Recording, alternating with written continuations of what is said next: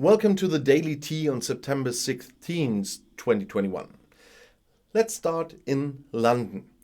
After a tweet from Nicki Minaj about alleged side effects of a corona vaccination, the top British medical government advisor sharply criticized the rapper.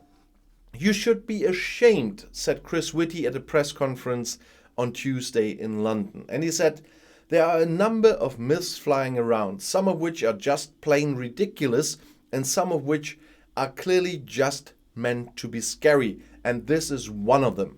There are people who spread untruths about vaccination even though they knew better." In her tweet, the singer claimed that a friend of her cousin's in Trinidad had become impotent after the vaccination.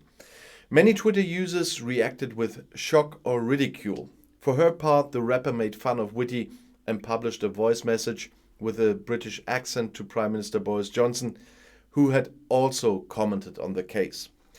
Nicki Minaj had previously caused a stir with a corona tweet. As I said, in it she wrote that she would not be pressured to get vaccinated because of participating in the Met Gala fashion exhibition on Monday evening. "I'll do it as soon as I have the feeling that I've researched enough," she emphasized and urged her fans to wear a mask. In other tweets, she reiterated people who had been vaccinated and stressed that she will probably get vaccinated at some point. Just saying, "I'm vaccinated and everything still works fine." Stupid woman. But let's go to Los Angeles. US actress Jennifer Aniston can well imagine a non-prominent man as a partner. When asked whether relationships between publicly known and unknown people can work, she replied on the TV show of the US magazine People. "Absolutely. I mean, it has happened before. That's also something I hope for. Doesn't necessarily become someone from the industry." However, the 52-year-old did not provide any further information about her dream partner. Aniston has been officially single since separating from her second husband, Justin Theroux, in 2018. Aniston can currently be seen as a television presenter, Alex Levy, in the series The Morning Show on Apple TV+. And now let's go to Braunschweig in Germany.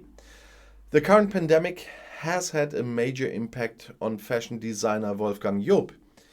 He said, "The virus has changed us. It dictated a different life for us, cost us freedom and self-determination. Scared," said the 76-year-old to the Braunschweiger Zeitung, that's a newspaper in Germany. "He has become very thoughtful in the past year and a half," said Job in the interview. On the occasion of the 75th anniversary of the newspaper, the fashion designer drew several pictures for a special edition. In the interview, he also remembered the youth he spent in the second largest city in Lower Saxony in Germany. "Braunschweig even plays a major role here," he said. "I laid the foundations here for the person I would later become." Job came to Braunschweig in 1954, graduated from high school, and later studied at the Technical University and the Art College. His first daughter Jette was born in Braunschweig. And now let's go to New York in the United States. In the presence of the former professional tennis player and activist Billie Jean King, the foundation stone for a new LGBTQ+ museum was laid in New York.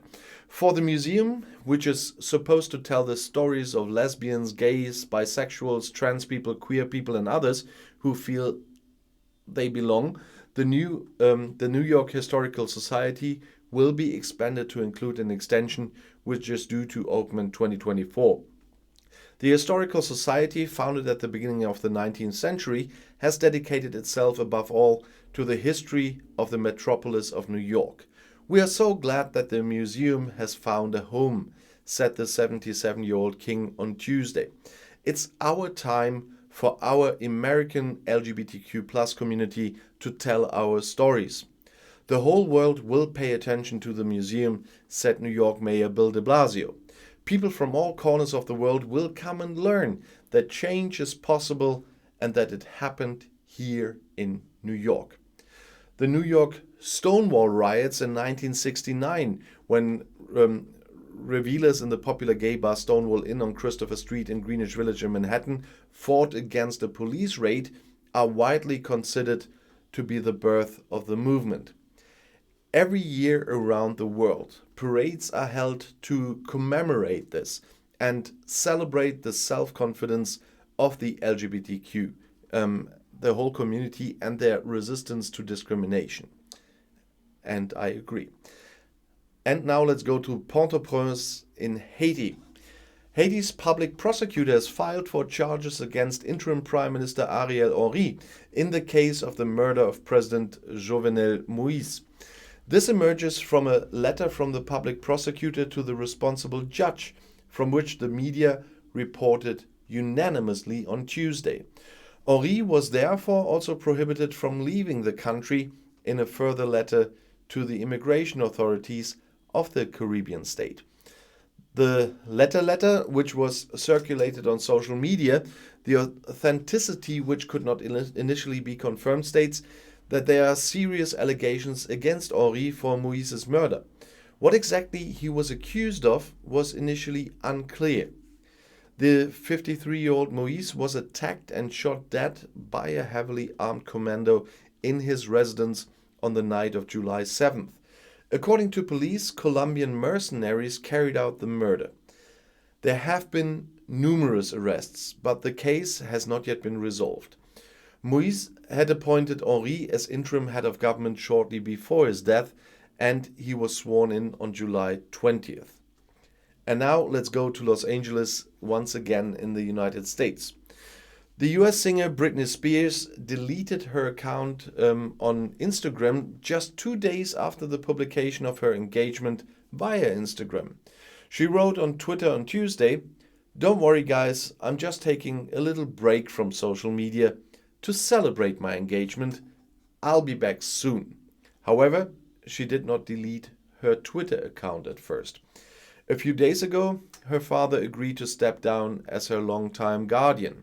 The celebrity magazine Variety reported that in their last publication on Instagram for the time being, Britney Spears wrote that she had waited 13 years and was now counting the days until her freedom.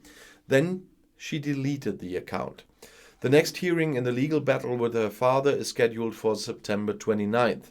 Celebrities and musicians sometimes delete their social media accounts to arouse curiosity, and then either to announce something important to them, such as a new album, for example. In the last Instagram post, Spears continues, according to Variety, "I grew up in a world where basically almost everything I did was controlled by somebody else." She hopes this message will get through to people who have been confused or manipulated by a system. She also thanked her supporters of #FreeBritney. Britney Spears has been under her father's tutelage since 2008 after she collapsed mentally due to personal and professional problems. Initially, James Spears managed his daughter's wealth and private affairs. In 2019, he stepped down but remained responsible for finances, but this could end soon. And now let's go to Paris in wonderful France. High heels, sandals and boots made by premium brands and worn by film icon Catherine Deneuve have come, as we say in German, under the hammer in France. The online auction for a good cause brought in more than 47,000 euros, my God, on Tuesday, as the Paris auction house Art Curial announced. A collector paid the most money for a pair of black high heels from the luxury brand Saint Laurent. He bought the noble pair for 1,300 euros. In addition to around 125 shoes, Deneuve also auctioned 3 little bags. The proceeds from the auction will benefit the Restaurants of the Heart, Restos du Cœur. The organization distributes food to those in need and supports them in their everyday lives. According to them, Deneuve has already supported the organization several times. In 2018, Deneuve had her huge clothing collection auctioned and the collection was by Yves Saint Laurent. A total of around 300 dresses, coats and other items of clothing that Saint Laurent made for his longtime girlfriend over the decades went under the hammer. The 77-year-old actress is one of the grandes dames of the French film art. Born in Paris, she has appeared in more than 100 films. Her best-known films include Disgust by Roman Polanski, Belle de Jour, Beauty of the Day by Louis Buñuel, and The Secret of the False Bride by François Truffaut, where she played alongside the recently deceased Jean-Paul Belmondo. And now, let's go to Tel Aviv in Israel. The former Jewish civil rights activist Ida Noodle is dead. The 90-year-old who immigrated from the Soviet Union died on Tuesday in Israel, as President Yitzhak Herzog confirmed on Twitter. He paid tribute to the prisoner of Zion as a symbol of the heroism of Israel. In the Soviet Union, Noodle was figurehead in the struggle for the rights of the Jews, and in particular their right to leave the country. After spending several years in Soviet labor camps, she was able to emigrate to Israel in 1987 with the help of international efforts. The Economist had previously tried for years to leave the Soviet Union and move in with her sister Elena Friedman, who lives in Israel. She became known worldwide in 1978 when she hung a banner on the balcony of her apartment in Moscow that read, "KGB, give me a visa for Israel." She was then sent to a prison camp for anti-Soviet behavior. In October 1987, several thousand Israelis welcomed her at the international airport near Tel Aviv. The then President Chaim Herzog, father of the current president, described Noodle as a symbol in the history of Israel. Her character and her struggle proved the miracle of the Jewish awakening in the Soviet Union. The then Prime Minister Yitzhak Shamir called the dissident's departure a victory of human will over the cruelty of the great superpower.